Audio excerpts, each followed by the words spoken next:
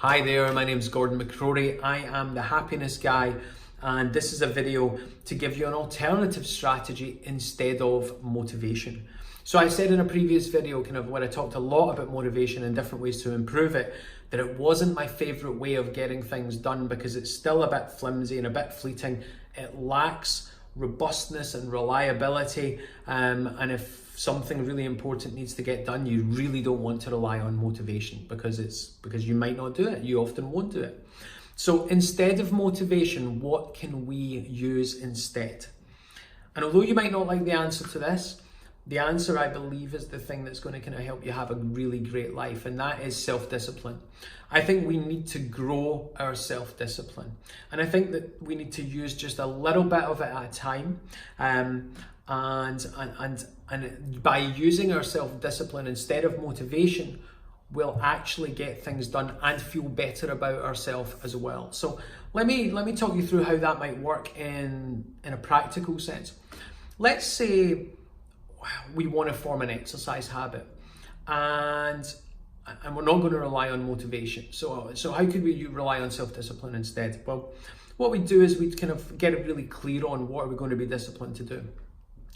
And that thing might be, I'm going to walk 3 times a week. Or rather, let's change it. I'm going to exercise for 3 times a week.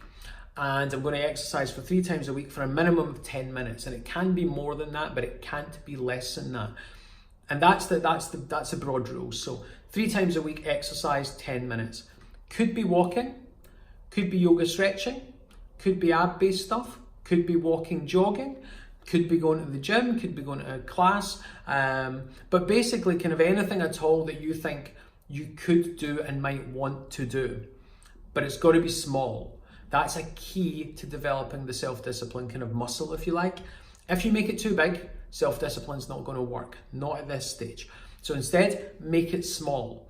And when you've made it small, the parts of you that would argue with it don't really then have such a big voice in terms of saying, I don't want to do that and I'm not going to do it. So you make it so small you can't argue with it.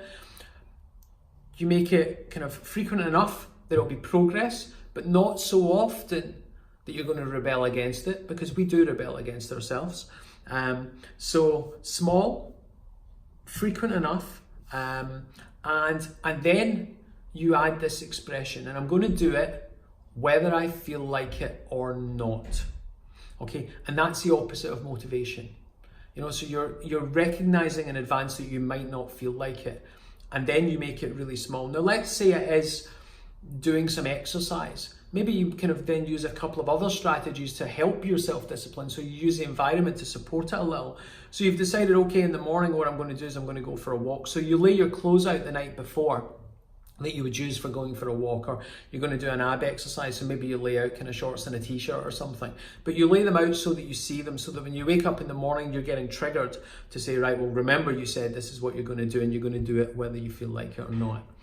And I think that if you go with that and you say, I'm going to do it whether I feel like it or not, then that's a much better strategy for success than motivation. So I'm going to stop at that. I think hopefully that's in some way useful. You can let me know your thoughts. I hope the video is useful, and have a great day.